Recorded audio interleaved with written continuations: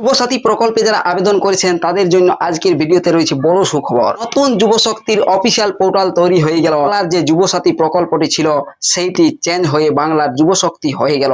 আপনাদেরকে আমি এই ভিডিওতে এটাই দেখাবো, আর পোর্টালটিও চেঞ্জ হয়ে গিয়েছে সেটাও আমি আপনাদেরকে দেখাবো। তৈরি হয়ে গেল নতুন বাংলার যুবশক্তি পোর্টাল। আর এতক্ষণে এই ভিডিওতেই আপনাদের সন্দেহ দূর হয়ে যাবে যে আর যারা যুবসাথী প্রকল্পে আবেদন করেছিলেন তাদেরকে নতুন করে যুবশক্তি প্রকল্পে আবেদন করতে হবে না।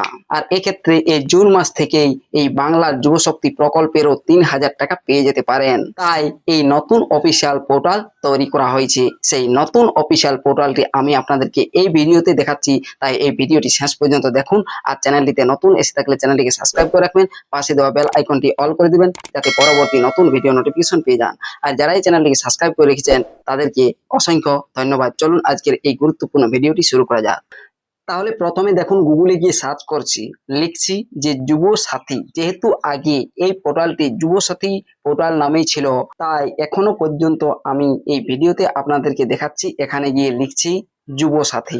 দেখুন, যুবসাথী লিখতেই অফিসিয়াল ওয়েবসাইটটি চলে এলো, যুবসাথী.wb.gov.in। অফিসিয়াল ওয়েবসাইটের এই লিঙ্কটিতে ক্লিক করবেন।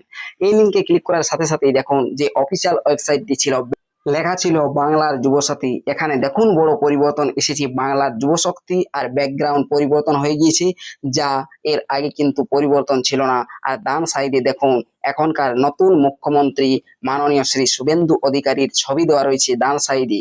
আর দেখুন এখানে পরিবর্তনটি আপনারা দেখতেই পাচ্ছেন যে ব্যাকগ্রাউন্ডটি একদম গেরুয়া রঙের এসেছে, এখানে নীল সাদা ছিল। অনেকেই ভেবেছিলেন যে লক্ষ্মীর ভান্ডার পোর্টাল বদলে অন্নপূর্ণার যে যোজনা সেই পোর্টাল চলে এসেছে, তবুও বাংলার যুব সাথী পোর্টালটি চেঞ্জ হয়েছিল না।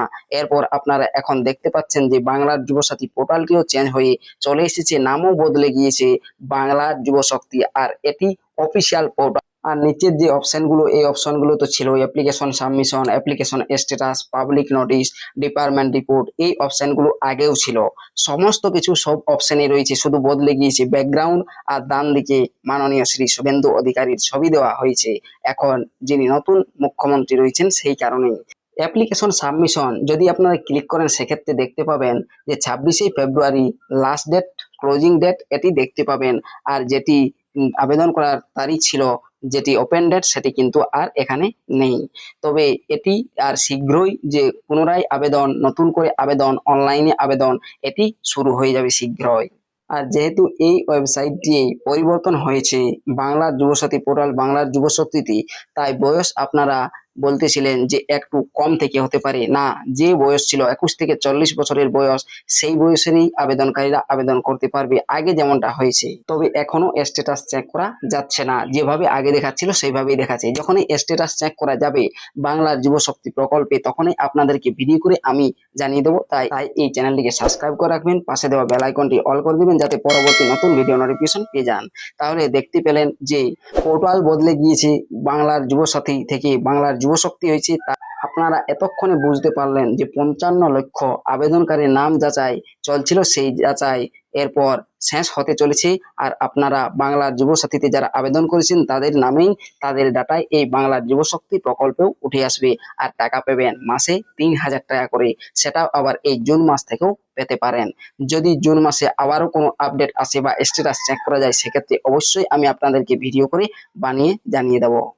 আজকের আপডেট এতটুকুই, পরবর্তী আপডেট এলেই আবারও ভিডিও বানিয়ে জানিয়ে দেবো। ভিডিওটি দেখার জন্য ধন্যবাদ।